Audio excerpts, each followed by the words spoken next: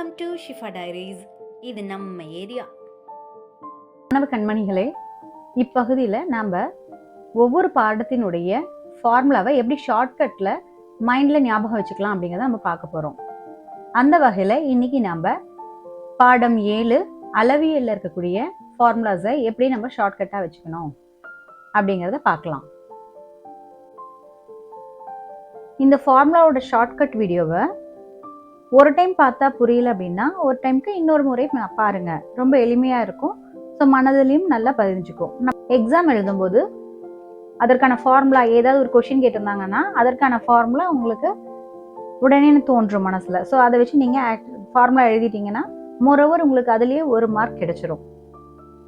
அந்த பர்பஸ்க்காக தான் இந்த ஷார்ட்கட் வீடியோ நான் போட்டிருக்கேன். ஸோ ஃபஸ்ட்டு பாருங்கள், கன செவ்வகம் அப்படிங்கிறது இருக்குது. ஸோ எல்லாத்துலேயுமே நான் இப்போ கன அளவு இருக்கு இல்லையா, ஸோ இங்கே இருக்கக்கூடிய இந்த கன அளவு அதுக்கு உண்டான ஷார்ட்கட்டை ஃபஸ்ட்டு சொல்லி கொடுத்துட்டு அதுக்கப்புறம் இந்த பரப்புக்கு உண்டான வலைப்பரப்பு மொத்த பரப்புக்கு உண்டான ஷார்ட்கட்டை நான் சொல்லித்தரேன். ஸோ கன அளவை ஃபஸ்ட்டு பார்த்துக்கோங்க, மிக எளிமையாக இருக்கும். ஓகே, ஃபர்ஸ்ட்ல என்ன இருக்கு பாருங்க, செவ்வகம், கன செவ்வகம். அதில் நமக்கு க்ளூ பாயிண்ட் செவ்வகம் தான்.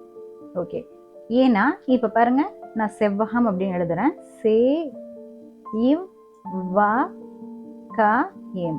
ஓகே, செவ்வகம்னு எழுதிட்டேன்னா இப்போ இதில் பாருங்க ஃபர்ஸ்ட்ல இங்கே இந்த சேல இருக்கக்கூடிய ஒத்த சொல்லி கொம்புல இருக்கக்கூடிய இந்த குச்சியை எடுத்துக்கோங்க. ஸோ அதை அப்படியே எல்லாம் மாற்றிக்கோங்க. இதுதான் நம்மளுடைய ஸ்டார்டிங். ஓகே, இந்த எல்லை அப்படியே நீங்கள் என்ன பண்ணுறீங்கன்னா கீழே இப்போ அப்படியே பியாக மாற்றிக்கோங்க. ஸோ அப்போ எல்பி. அடுத்தது இந்த பிஏல இருக்கக்கூடிய கீழ் அடிப்பாகத்தை கொஞ்சம் நீக்கிட்டீங்க அப்படின்னா ஹெச்ஆ மாறிடும். அப்போது கன அளவுக்கான ஃபார்முலா, அதாவது கன செவ்வகத்தினுடைய கன அளவுக்கான formula l into b into h. இதை மூணையும் பெருக்கி போட்டால் முடிஞ்சிச்சு. நெக்ஸ்ட் என்னது, கன சதுரம் இருக்கு. ஸோ இதில் சதுரம்ங்கிறது தான் நம்மளுடைய க்ளூ பாயிண்ட். ஸோ ஏன்னா சதுரம் அப்படிங்கிறத நம்ம எப்படி எழுதலாம் பாருங்க, ச து ரா எம். ஓகே, இப்போ இதில் என்ன க்ளூ எடுக்கலாம் அப்படின்னா இங்கே பாருங்க, இதனுடைய எழுத்துக்கள்ல இருந்து எடுக்கலாம். இங்கே இது வந்து ஏ மாதிரி இருக்கா, தட் மீன்ஸ் ஒரு ரவுண்ட் இருக்கு இல்லையா, அதை ஏவா மாற்றிக்கோங்க. சால இருக்கக்கூடிய அந்த ரவுண்டை ஏவா மாற்றிக்கோங்க. நெக்ஸ்ட் அதை தவிர மீதி எத்தனை இருக்கு தூரம் அப்படின்ட்டு ஒரு 3 எழுத்துக்கள் தான் இருக்கு. அதை வந்து தலைமையில வச்சிருங்க. ஸோ ஏயின் அடுக்கு 3. ஸோ ஏ கியூப் அப்படிங்கிறது தான் எதோடைய கன சதுரத்தினுடைய கன அளவாக இருக்கு. நெக்ஸ்ட் நேர்வட்ட உருளை. ஓகே, இதுல நமக்கு ஃபர்ஸ்ட் க்ளூ பாயிண்ட் வட்டம் தான். ஓகே, கன அளவு பார்க்கும்போது எப்போ வட்டம் வந்தாலும் நீங்க பை ஆர் ஸ்கொயர்டுங்கிறத போட்டுருங்க. ஸோ அதுதான் இங்கே இருக்கு, pi r square. Okay, next இங்கே இருக்கக்கூடிய உருளையில் இருக்கக்கூடிய இந்த லாவை மைண்டில் வச்சுக்கிட்டு லாஸ்ட்ல இருக்கக்கூடிய இதை கொஞ்சம் நீட்டி விட்டிங்கன்னா ஹெச் ஷேப் வந்துடுது இல்லையா. ஸோ அப்போ பை ஆர் ஸ்கொயர்டு ஹெச்ன்னு போட்டுருங்க. ஸோ அதுதான் இங்கே இருக்கு, pi r square h. Next நேர்வட்ட கூம்பு. ஓகே, இதில் என்ன க்ளூ பாயிண்ட் எடுக்கலாம், நான் சொன்னது போல வட்டம் அப்படின்னாலே நம்ம என்ன போட்டிருக்கணும், that is pi r square போட்டுடணும். ரைட். நெக்ஸ்ட் என்ன இருக்கு, கூம்பு. கூம்புல இந்த லாஸ்ட் எழுத்து இருக்கு இல்லையா, அது பூ மாதிரி இருக்கா, பூ. அந்த பூவை அப்படியே நீங்க திருப்பி போடுங்க, ஹெச் மாதிரி வரும் தானே. ஸோ அதே போட்டுக்கோங்க, pi r square h. Okay, அடுத்தது என்ன பண்ணணும் அப்படின்னா இந்த கூம்பு இருக்கு இல்லையா, கூம்பு எத்தனை எழுத்துக்கள்னு பாருங்க, 1 2 3. அப்போ 3 எழுத்துக்கள் அப்படிங்கறதுனால இத கூம்புங்கிற ஒரு சொல் 3 எழுத்துக்களை கொண்டிருக்கு. அப்போ ஒரு சொல்லானது 3 எழுத்துக்களை கொண்டிருக்கு அப்படின்னு போட்டு பை ஆர் ஸ்கொயர் ஹெச் போட்டுருங்க. நெக்ஸ்ட் கோலம் மற்றும் அரைக்கோள கன அளவை அப்புறமா சொல்லலாம். ஸோ அதுக்கு முன்னாடி உருளை கூம்புன்னு இருக்கிறதெல்லாம் பார்த்துட்டு போயிடலாம். இப்ப பாருங்க, இங்க உள்ளிடற்ற உருளை. ஓகே, உருளை இருக்கு. இங்க வட்டத்தையே காணோம் அப்படின்னு சொல்லிட்டு நீங்க பை ஆர் ஸ்கொயர்டு போடலாமா வேண்டாமான்னு யோசிக்க வேண்டாம். நீங்க தெரியுது இல்லையா, கன அளவுன்னு வந்துட்டாலே உருளையோ கூம்போ எதாக இருந்தாலும் பை ஆர் ஸ்கொயர்டு அப்படிங்கிறது கட்டாயமாக வந்துடும். ஸோ அதை மைண்ட்ல ஞாபகம் வச்சுக்கோங்க. நெக்ஸ்ட் உருளையில நான் என்ன சொன்னேன், இந்த லாஸ்ட் இருக்கக்கூடிய இந்த லைல இருக்கக்கூடிய லாவை வந்து ஞாபகம் வச்சுட்டு ஹெச் போட்டுருங்க அப்படின்ட்டேன். ஓகே, இப்போ இங்க இதுல என்ன வித்தியாசம் இருக்கு, என்ன வித்தியாசம் இருக்குன்னா இங்க இருக்கக்கூடிய இந்த உள்ளீடற்ற அப்படிங்கிறது வந்தாலே உள்ளுக்குள்ள ஒரு, ஸோ இங்க தெரியும்னு நினைக்கிறேன், உள்ளுக்குள்ள ஒரு உருளை, அதை தாண்டி வெளியில இன்னொரு உருளை இங்க இருக்கு. ஸோ இது ஃபுல்லா சேர்த்து இன்னொரு உருளை இருக்கு. அப்ப 2 உருளை இருக்கு இல்லையா? இதுல நமக்கு க்ளூ பாயிண்ட் இந்த டா அப்படிங்கறது ஞாபகம் வச்சுக்கோங்க. டா பாருங்க இப்படித்தானே வருது. ஸோ அப்ப இது மைனஸ் பண்ண சொல்லுது தானே. அது கன அளவுல தான் இந்த மைனஸை நம்ம செய்யணும். ஓகே, எப்படி மைனஸ் பண்ணலாம்னா, ஆக்சுவலா இது ரெண்டுமே 2 வந்திருக்கிறதுனால இந்த ஆர் ஸ்கொயர் இருக்கு இல்லையா, 2ன்னு இருக்கக்கூடியது எது? ஆர் தான். அப்ப அந்த ஆரை 2ஆ பிரிச்சு எழுதுங்க. That is pi r square, சின்ன ஆர் ஸ்கொயர்டை பின்னாடி போட்டுட்டு பெரிய ஆர் ஸ்கொயர்டை முன்னாடி போட்டுட்டு இந்த டா இருக்கு இல்லையா, அந்த டால இருக்கக்கூடிய இந்த மைனஸ் தூக்கிட்டு வந்துட்டு இதுக்கு நடுவில் போடுங்க. போட்டுட்டு அதுக்கப்புறம் அதை முடிச்சுட்டு அப்புறம் ஹெச்சை போடுங்க. ஸோ இந்த பிராக்கெட்டை மறந்துட வேண்டாம். So pi r squared minus r squared into h அப்படின்னு போட்டுருங்க. இதுதான் உள்ளீடற்ற உருளையினுடைய கன அளவு. இந்த கோலம் இருக்கிறத அதுக்கப்புறம் பார்த்துக்கலாம். அதுக்கப்புறம் நேர்வட்ட கூம்பின் இடைக்கண்டம், அதோட கன அளவு பார்க்கலாம். ஓகே, இங்கே நம்மளுக்கு க்ளூ பாயிண்ட் என்னது? வட்டம் ஃபர்ஸ்ட் இல்லையா? வட்டம் வந்தாலே என்ன பண்ணணும்னு சொல்லியிருக்கேன்? பை ஆர் ஸ்கொயர்ட் போடணும்னு சொல்லியிருக்கேன். ரைட். நெக்ஸ்ட் கூம்பு இருக்கு. கூம்பு இருந்தாலே என்ன இருக்கும்? நிச்சயமா ஹெச் இருக்கும். ஏன்னா கூம்பு அப்படின்னு சொல்லிட்டு முன்னவே சொன்ன கூம்பு. இந்த பூவை வந்து மறுபடியும் நம்ம இப்படி திருப்பி எழுதுனா ஹெச் மாதிரி வரும். பை ஆர் ஸ்கொயர் ஹெச் போட்டாச்சு. ஓகே, இப்போ இதுல இன்னொன்னு என்ன இருக்குன்னா, ஸோ கூம்பு அப்படின்னா இன்னொன்னையும் நான் போட சொல்லியிருந்தேன். என்ன போட சொல்லியிருந்தேன்னா, ஸோ ஒரு கூம்புல 3 எழுத்து இருக்கு. தட் இஸ் 1 2 3ன்னு 3 எழுத்து இருக்கு. அப்போ 1/3 பை ஆர் ஸ்கொயர் ஹெச்ன்னு வரும். ஓகே, அதுக்கப்புறம் நம்ம கிட்ட என்ன இருக்குது? இடைக்கண்டம் அப்படின்னு சொல்லிட்டு இருக்கு. இடைக்கண்டம் என்ன ஷேப் கண்ணா? நிச்சயமாக அது ஒரு பக்கெட் ஷேப், அதாவது வாளி அதனுடைய ஷேப்பாக தான் இருக்கும். ஓகே, அப்போ நம்ம என்ன பண்ணணும் அப்படின்னா, ஸோ ஒவ்வொன்றா நம்ம பிரிக்கணும். எப்படி பிரிக்கணும் அப்படின்னா, இடையில பிரிக்கணும் அப்படிங்கிறனால தான் இது இடைக்கண்டம் அப்படின்னு போட்டிருக்காங்க. ஸோ எப்படி பிரிக்கலாம்னா, ஸோ இங்கே இருக்கக்கூடிய 1/3 அப்படியே போட்டுக்கோங்க. Okay, right. நெக்ஸ்ட் இந்த பை அப்படியே போட்டுக்கோங்க. ஓகே, அதுக்கப்புறம் இந்த ஹெச்சையும் அப்படியே போட்டுக்கோங்க. ஓகே, இப்போ உள்ள இருக்கக்கூடிய இந்த ஆர் ஸ்கொயர் இருக்கு இல்லையா, இந்த ஆர் ஸ்கொயர் தான் இப்போ பிரிய போகுது. ஏன்னா ஸோ மேலே இருக்கக்கூடிய இந்த வட்டத்துக்கு ஒரு ஆரமும், இந்த கீழே இருக்கக்கூடிய இந்த பக்கெட்டோட பெரிய வாய் இருக்கு இல்லையா, அதுக்கு ஒரு ஆரமும் இருக்கும்ல. அப்போ கேபிட்டல் ஆர் ஸ்மால் ஆர் ரெண்டுமே மாற்றி மாற்றி தானே வரணும். அப்போ நம்ம எதுலேருந்து ஸ்டார்ட் பண்ணிக்கலாம்? கேபிட்டல் ஆர்லேருந்து ஸ்டார்ட் பண்ணிக்கலாம். ஆர் ஸ்கொயர் ஆரையும் எடுத்துக்கோங்க. That's all. இந்த பக்கெட்டில் நம்ம என்ன பண்ணுவோம்? எல்லாத்தையும் கூட்டி அதில் போட்டுக்குவோம் அப்படின்னு ஞாபகம் வச்சுக்கோங்க. அப்போ நம்மளுடைய ஆன்சர் என்ன? நேர்வட்ட கூம்பின் இடைக்கண்டத்தினுடைய கன அளவு என்ன? 1/3 pi h into r square plus r square plus r. இப்போ கோலத்தோட கன அளவு பார்க்கலாம். கோலம் அப்படிங்கும்போது நம்ம அதை எப்படி எடுத்துக்கணும்னா, நம்ம வீட்டில் போடக்கூடிய கோலம் அப்படின்னு ஞாபகம் வச்சுக்கோங்க. தட் இஸ் ஆக்சுவலி இது பால் தான், பால் ஷேப் தான். ஓகே, அப்போ நம்ம வீட்டில் என்ன பண்ணுவோம்? ஸோ கோலம் போடுவோம் அப்படின்னா, ஸோ எத்தனை புள்ளி வச்சு கோலம் போடுறோம்னா 4 புள்ளி வச்சு கோலம் போட போகிறோம். ஓகேவா? ஸோ இந்த மாதிரியான கோலத்தை நம்ம போடுவோம். Okay, right. அப்போ கட்டாயமாக 4 புள்ளி தேவைப்படுது. ரைட். இப்போ கோலத்தினுடைய கன அளவு தான் கேட்குறாங்க. தட் இஸ் கன அளவு. சரி, இந்த கோலம் நம்ம போட்ட கோலம் எப்போ கனமாக இருக்கும்? ஸோ காலையில் வந்து சூரியன் வெளிச்சம் இருக்கும். அந்த டைம் நம்மளால கோலம் வந்து நிறைய போட முடியாது அப்படிங்கிறது நினச்சிட்டு, இதே நம்ம நைட்லேருந்து போட்டுட்டு இருந்தோம்னா, இப்போ பொங்கல் டைம்லலாம் நைட்லேருந்தே போடுவோம். தட் மீன்ஸ் மூன் லைட்லேயே. மூணுனா நிலா வெளிச்சம், அதான் நிலா வெளிச்சம். ஓகே, போட்டிருக்கேன். ஸோ இந்த நிலா வெளிச்சத்தில் பார்த்தீங்கன்னா நம்ம நல்லா அழகாக கனமான கோலத்தை போட முடியும். ஸோ அப்போ நீங்கள் அதை கீழே போட்டுக்கோங்க. அப்போ 4/3.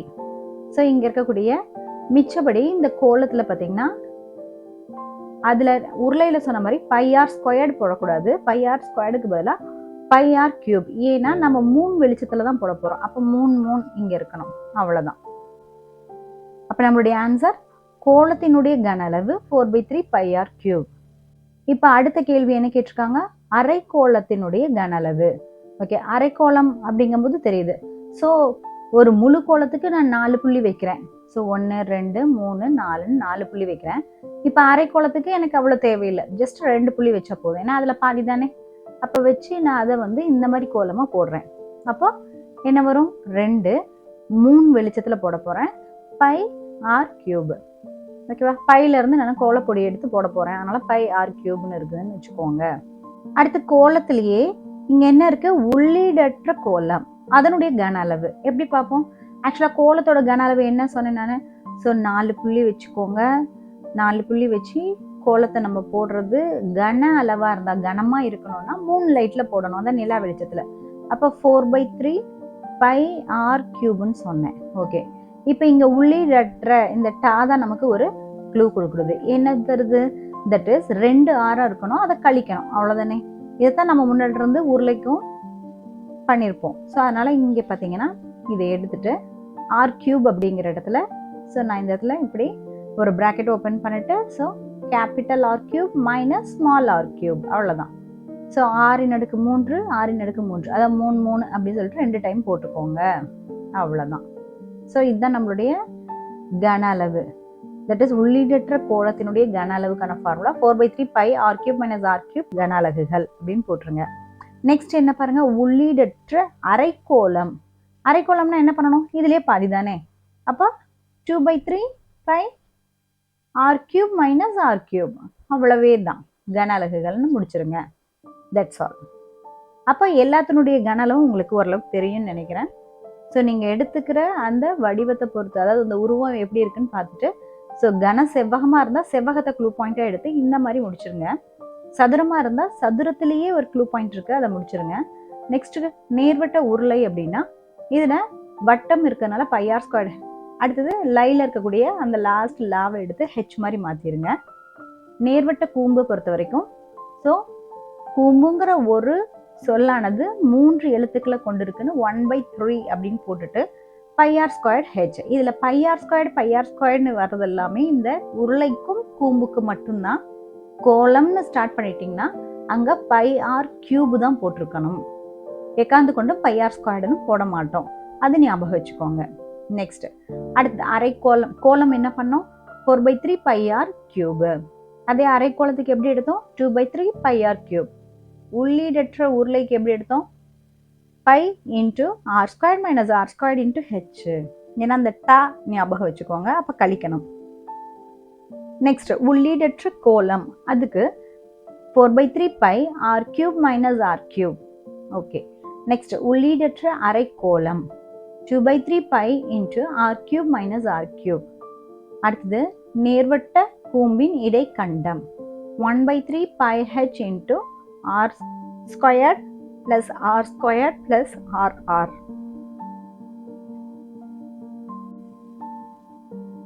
இப்போ நம்ம இந்த வலைப்பரப்பையும்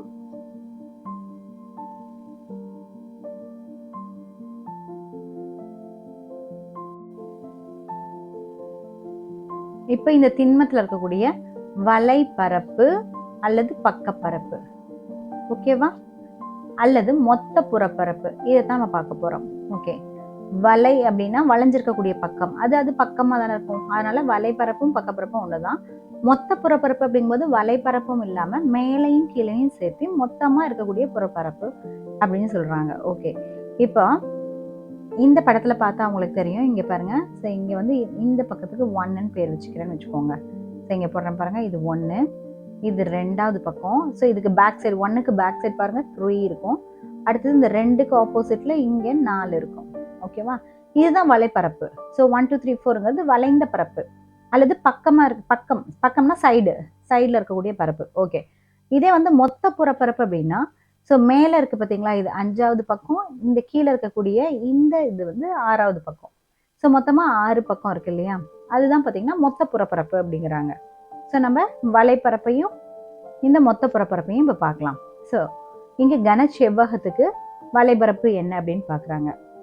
பாருங்க, நான் ஆல்ரெடி என்ன சொல்லியிருக்கேன், LBH வச்சு தான் அது ரன் ஆகும். ஓகே, சரி, அப்போ அதே எழுதிக்கோங்க, LBH எழுதிக்கோங்க.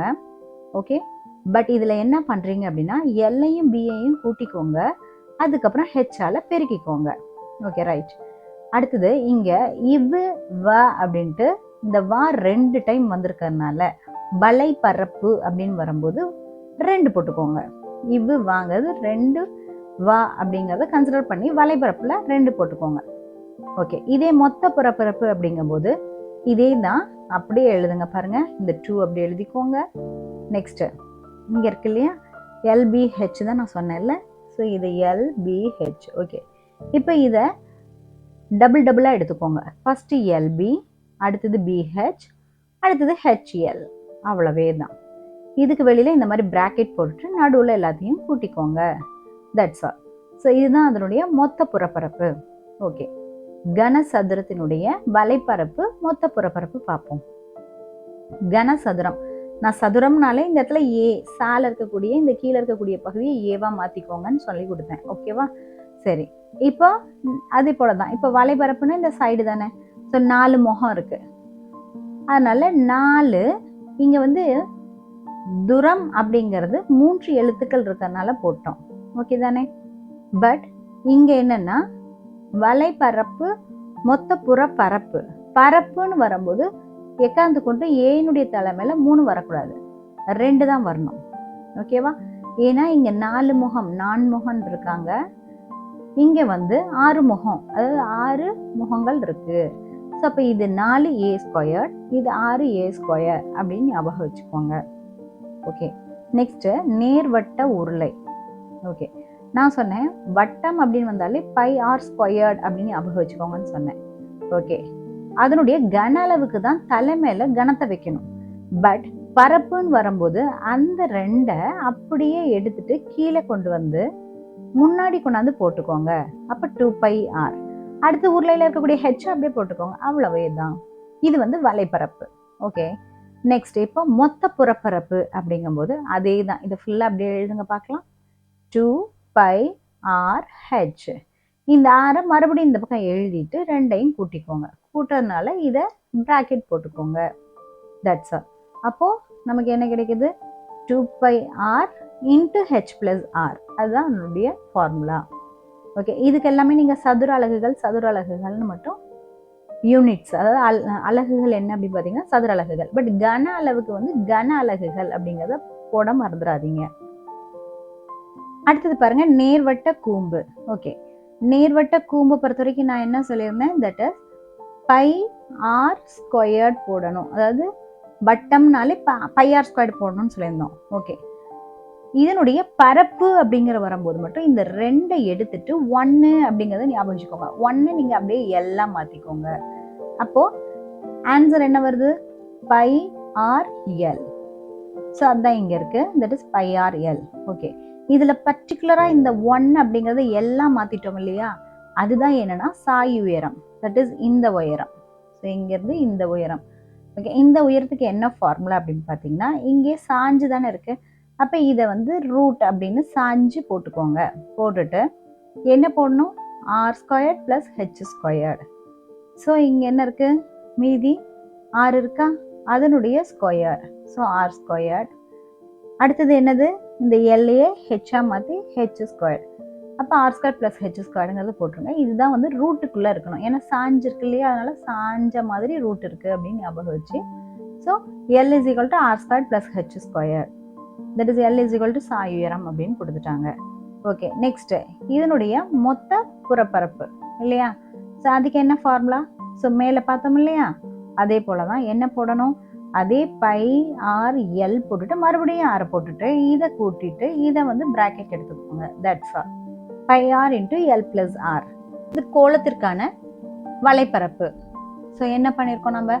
ஸோ 4 புள்ளி வச்சு தான் கோலம் போட முடியும் அப்படின்னு போட்டாச்சு. ஓகே, பட் கனம் இருந்தால் மட்டும்தான் நம்ம என்ன பண்ணோம்? 3 லைட்ல 3ன்னு தலைமையில வச்சோம். பட் இங்க பரப்பு அப்படிங்கும்போது அங்கே கனமே இல்லை.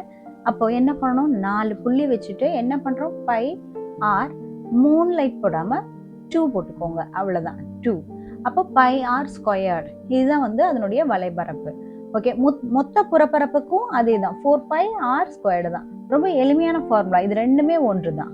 ஓகே, இப்போ அதே அரைக்கோளம் ஆச்சுன்னா தெரியும். அரைக்கோளத்துக்கு புறப்பரப்பு அப்படின்னு பார்த்தீங்கன்னா என்னது? தட் இஸ் அது புறப்பரப்பு அல்லது வலைப்பரப்பு அல்லது பக்கப்பரப்பு அப்படின்னா என்ன சொல்லுவோம்? 2 தான். 4ல் பாதி 2. அப்போ 2πr². அதே மொத்த புறப்பரப்பு அப்படின்னா, ஸோ இங்கே மேலுக்கு ஒரு வட்டம் இருக்கு. ஆக்சுவலாக இங்கே ஒரு வட்டம், இங்கே ஒரு வட்டம், ஸோ மேலே ஒரு வட்டம் அப்படிங்கிறத ஞாபகம் வச்சுக்கிட்டு ஸோ 3πr² அப்படின்னு போட்டுக்கோங்க. இங்கே பாருங்களேன், 2 3 4 அப்படி தான் வரும். ஸோ அந்த மாதிரி நீங்கள் வந்து மைண்டில் வச்சுக்கோங்க. ஸோ அரைக்கோளத்தினுடைய பக்கப்பரப்பு அல்லது வலைப்பரப்பு அப்படின்னா 2 πr² போட்டுக்கோங்க. மொத்த புறப்பரப்புனா 3 πr². கோளத்தினுடைய பரப்பு அது வலைப்பரப்பா இருந்தாலும் சரி, இல்லை பக்கப்பரப்பா இருந்தாலும் சரி, அல்லது மொத்த புறப்பரப்பா இருந்தாலும் சரி, 4 πr²ங்கிறத கண்ணை மூடிட்டு போட்டுருங்க. Very very easiest one. இப்போ உள்ளீடற்ற உருளையினுடைய வலைப்பரப்பு, பக்கப்பரப்பு அல்லது மொத்த புறப்பரப்பு பார்க்கலாம். இதுக்கு முன்னாடி நம்ம உருளை அப்படிங்கும் போது என்ன பார்த்துருக்கோம் பாருங்க. ஸோ நமக்கு தெரியும், இங்கே பாருங்க, உருளை அப்படிங்கும் போது 2 πrh தானே பார்த்துருக்கோம். ஸோ இதை அப்படியே மைண்டில் வச்சுக்கோங்க. 2 πrh. அடுத்து என்ன பார்த்தோம்? 2 πr plus into h plus r. 2 πr into h plus r அப்படின்னு நம்ம பார்த்தோம் அல்லவா? ஸோ இதை மைண்டில் வச்சுட்டு அப்படியே கீழே வாங்க.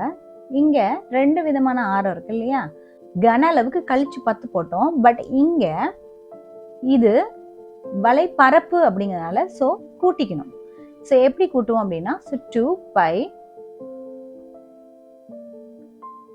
கேபிட்டல் ஆரையும் ஸ்மால் ஆரையும் கூட்டிட்டு ஹெச் வெளியில போட்டுருங்க. அவ்வளவுதான். இதுதான் பாத்தீங்கன்னா என்னது?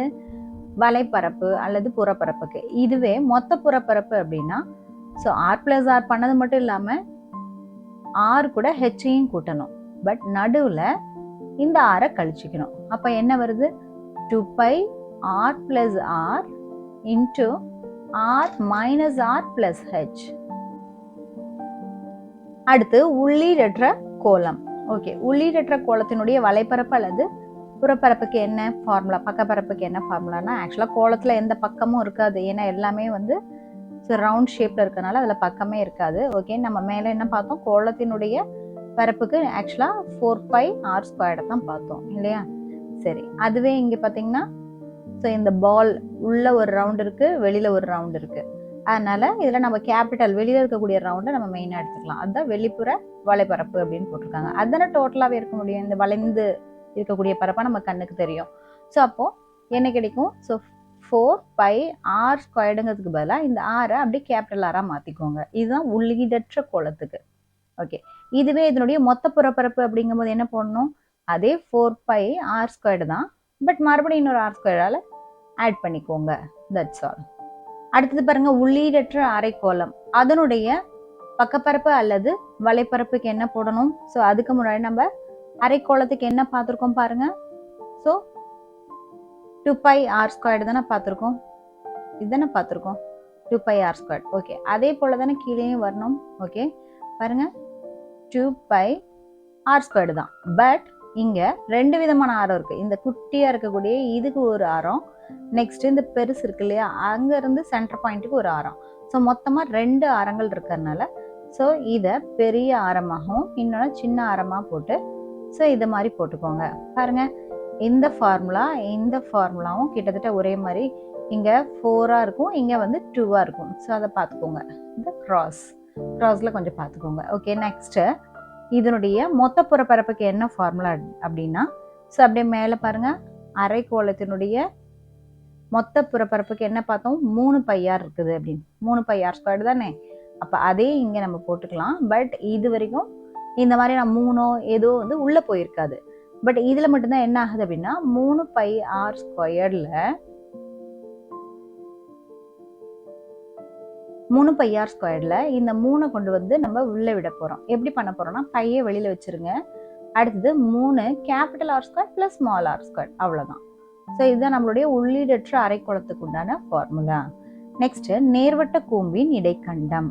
ஓகே, இதுவும் பார்த்தீங்கன்னா மேலே கூம்பு பார்த்தோம் இல்லையா? கூம்பு என்ன பார்த்தோம் பாருங்க, πrl தானே பார்த்தோம்.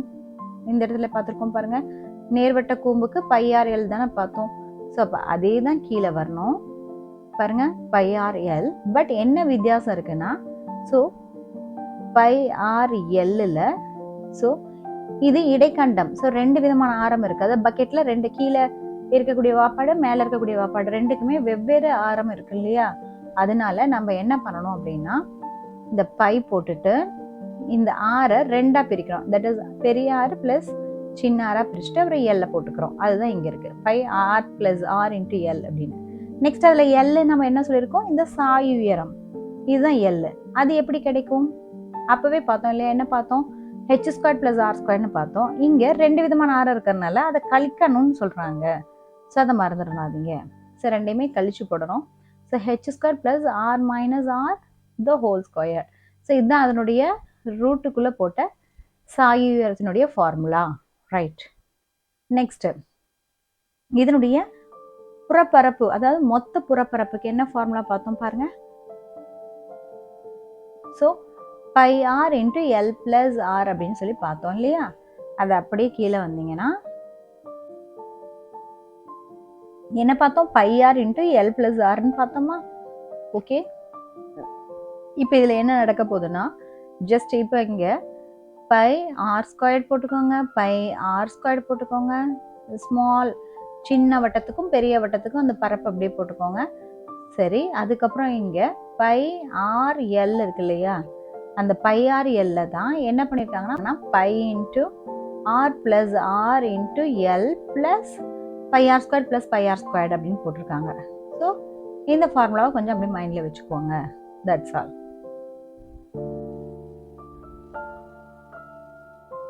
அல்லது இந்த ஃபார்முலால இருந்து கூட இதை நம்ம கொண்டு வரலாம். பாருங்க, r² r² rr அதே தான் இங்கே இருக்கும் பாருங்க. ஸோ r² r² rr இல்லையா? ஸோ இப்போ r ஓகே ரைட். என்ன பண்ணியிருக்காங்க? முன்னாடி எல்லாத்துலேயும் பை இருக்கு. So pi okay. இது ரெண்டும் அப்படியே வந்தாச்சு. இங்கே மட்டும் பாருங்க, இது ரெண்டையும் ஆட் பண்ணிட்டு கடைசியாக எல்லால πrl பார்க்கணும்ல, பூம்பு அப்படின்னால πrl வரும் இல்லையா? ஸோ அந்த மாதிரி அவங்க போட்டுறாங்க. இப்படியே நம்ம பார்த்துடலாம். ஸோ இப்படி நம்ம போடலாம். ஸோ இதுவும் என்னது? ஸோ இப்படி நம்ம போடலாம். ஸோ இதுவும் என்னது? மொத்த புறப்பரப்பிற்கான formula. That's all. Like, share and subscribe Shifa Diaries.